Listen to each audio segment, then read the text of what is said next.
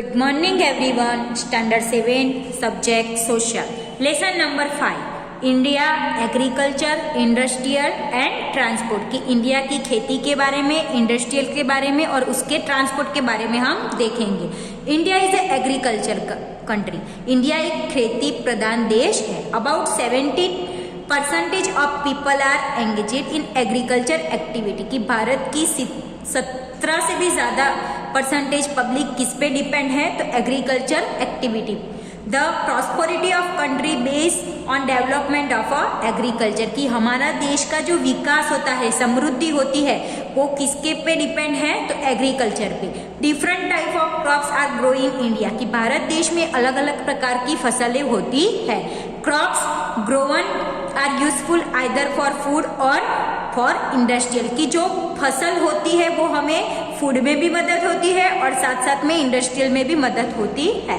Agriculture has progress by leaps and bound after independence की खेती की जो प्रोसेस है वो कैसी है, एकदम स्वतंत्र है। Now India is guiding the developing nation industrial technology की अभी की जनरेशन में हम देखें तो भारत देश में टेक्नोलॉजी के हिसाब से भी खेती होती है। तो dear student, you have already studied about Gujarat agriculture, industrial and transport standards 6.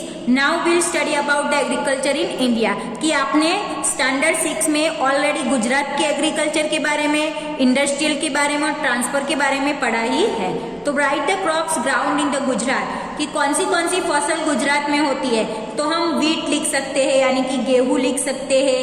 उसके बाद हम यहाँ पे राइस लिख सकते हैं। उसके बाद ये यहाँ पे हम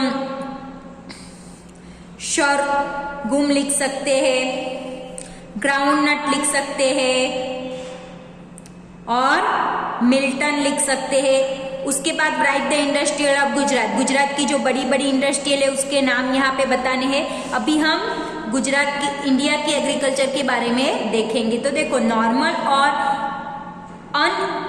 irrigated agriculture, the agriculture which depend on the monsoon called the normal unirrigated agriculture की ज्यादातर जो हमारी खेती है वो किस पे डेवलप मतलब किस पे डिपेंड होती है, तो मानसून यानी कि बारिश के सीजन पे। क्योंकि बारिश के सीजन में जब मानसून की सीजन में बारिश होती है तो हमें पानी की जरूरत ज्यादा नहीं होती है, तो इसीलिए किस पे डिपेंड रहती है एग्रीकल्चर, तो मानसून सीजन पे। तो सोरग्यूम्स और मिल्ट के बारे में, millet are grown in the arid region. Sorghum यानी कि जुआर जो रहती है ना वो, तो sorghums is grow in the Madhya Pradesh, Maharashtra, Rajasthan, Gujarat, Karnataka, Andhra Pradesh and Tamil Nadu. तो सोरग्यूम हमें इस राज्यों में दिखाई देता है। मिल्टन यानी कि बाजरा बोलते हैं वो। Millet is grow in Rajasthan, Gujarat, Maharashtra, Haryana and Uttar Pradesh. Rajasthan is the largest producer of bajra in India की सबसे ज्यादा बाजरा कहाँ पे होता है, तो राजस्थान में होता है। तो यहाँ पे देखो हमें इंडिया का मैप दिया है, तो यहाँ पे हमें बताई गई है कि कौन सी फसल कहाँ पे होती है। तो आप भी पेज नंबर 37 वाला मैप एक बार अच्छे से देख लेना। India hold the first position in the cultivated of millet की इंडिया में सबसे ज्यादा फसल होने वाली कौन सी है, फर्स्ट नंबर पे, तो मिल्ट यानी कि बाजरा। कॉर्न यानी कि मक्का। Corn is use to grain and fodder from the animal की उसके अंदर से जो ग्रेन और फोडर्स निकलता है वो किसके लिए हम यूज करते हैं, एनिमल के लिए। It is a mainly grow in Karnataka. वो कहाँ पे उसकी फसल ज्यादा कहाँ पे होती है, तो कर्नाटक में, उत्तर प्रदेश में, बिहार में, आंध्र प्रदेश में, तेलंगाना में और मध्य प्रदेश में। ग्राउंडनट यानी मूंगफली। Groundnut require less rain to grow की ग्राउंडनट को होने के लिए यानी कि मूंगफली की फसल को होने के लिए कम बारिश की जरूरत पड़ती है। Gujarat is a leading producer of groundnut in India की सबसे ज्यादा ग्राउंडनट यानी कि मूंगफली कहाँ पे होती है, तो गुजरात में। इट इज ऑल्सो ग्रोवन इन आंध्र प्रदेश और साथ साथ में मूंगफली की फसल आंध्र प्रदेश में, तमिलनाडु में, महाराष्ट्र में और मध्य प्रदेश में भी ज्यादा दिखाई देती है। 50% oil is extracted from the groundnut की ग्राउंडनट में से हम 50% जो उसका ऑयल है वो यूज करते हैं। ड्राई फार्मिंग, तो during the monsoon season water is called in the low laying area. Dry farming is practice in such area wheat grow well the such area, कि सूखा कि जब मानसून की सीजन नहीं रहती है, पानी को हम क्या करके रखते हैं, इकट्ठा करके रहते हैं। और गेहूं जैसी फसल को जब विंटर का टाइम रहता है, समर का टाइम रहता, मतलब ऐसी समर के टाइम की फसल को यूज करते हैं, जिसको ड्राई फार्मिंग कहते हैं। एरीगेशन फार्मिंग यानी कि वो टपक सिंचाई। The land where farm done through the irrigation wells lake canal is called the irrigation farming, की हमारा जो खेत रहता है उसकी नजदीक वेल्स रहते हैं, लेक्स रहते हैं, कैनाल रहती है, उसके अंदर से हम पानी की सिंचाई करते हैं, जिसको हम एरीगेशन फार्मिंग कहते हैं। In India 30% of land irrigation farming is carry out, की 30% ऐसी जमीन है जहाँ पे एरीगेशन सिस्टम से खेती की जाती है। सुगर केन्स यानी कि गन्ना।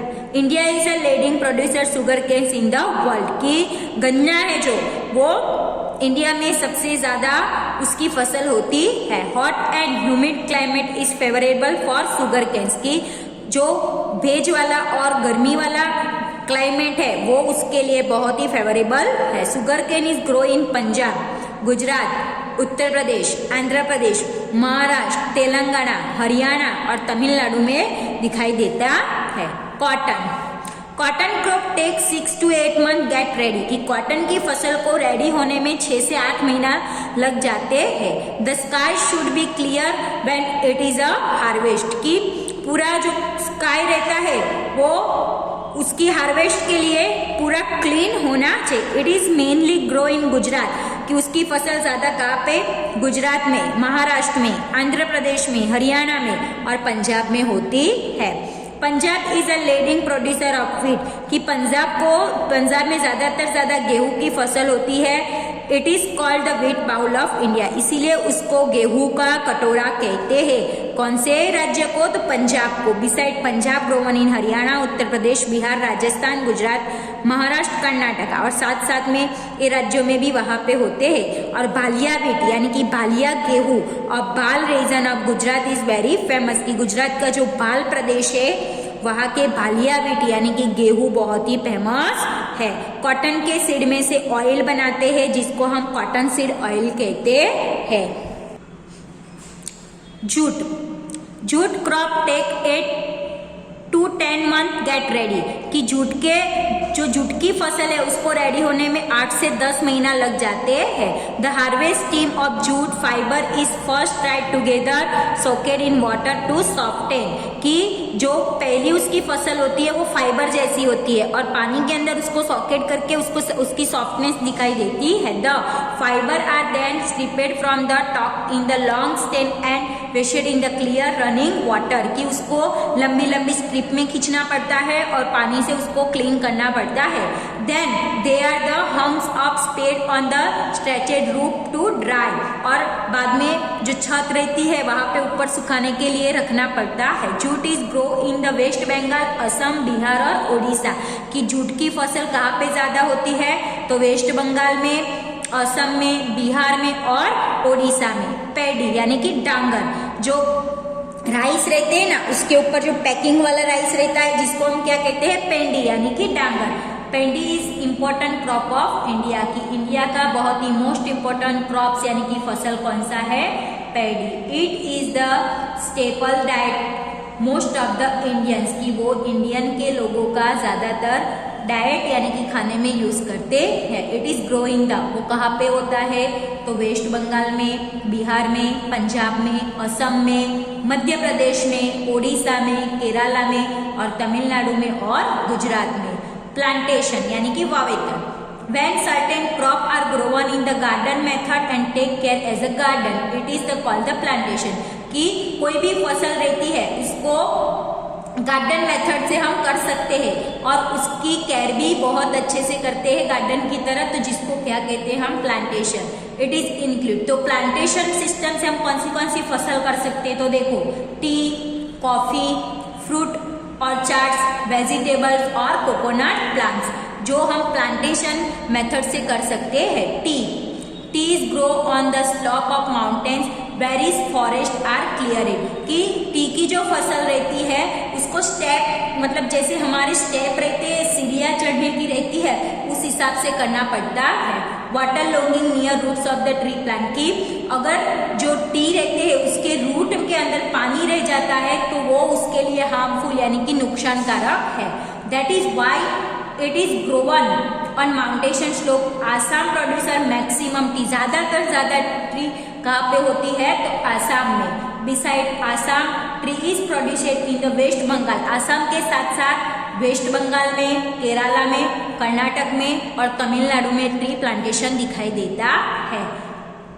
काल्दी daily to gods for grazing, कि काल्दी नाम का जो लड़का था वो हर रोज गॉड को चराने के लिए लेके जाता। He was fed up with the flocking of God's.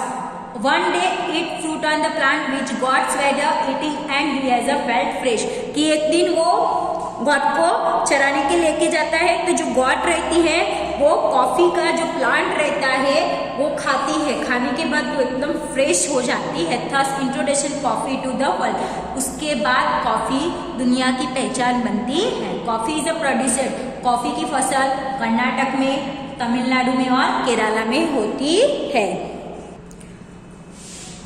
Irrigation, monsoon is Indian irregular and uncertain, कि मानसून की सीजन इंडिया में इरेग्युलर है, कि कभी बारिश होती है कभी नहीं होती है, जहाँ पे होती है तो वहाँ पे ज्यादा होती है। Most of the state experience scanty rainfall and short period of a time, की थोड़े टाइम के लिए ही बारिश का पीरियड रहता है। Due to uncertain rainfall more than one crops rarely grown entire partition of land, hence the increase agriculture production, irrigation necessary, इसी के लिए सिंचाई पद्धति भारत देश में बहुत ही जरूरी है। तो यहाँ तक हम जैसे कि देखो इंदिरा कैनाल है, वो उसकी लैंग्थ कितनी है 9425 किलोमीटर, तो वो कैनाल सबसे लार्ज है वर्ल्ड में। और उसका किस किस के साथ, तो राजस्थान को पानी मिले फर्टिलाइजर करने और फार्मिंग करने के लिए। तो यहाँ तक इस लेसन को इस वीडियो में देखते हैं, यही लेसन कंटिन्यूशन हम नेक्स्ट वीडियो में देखते हैं।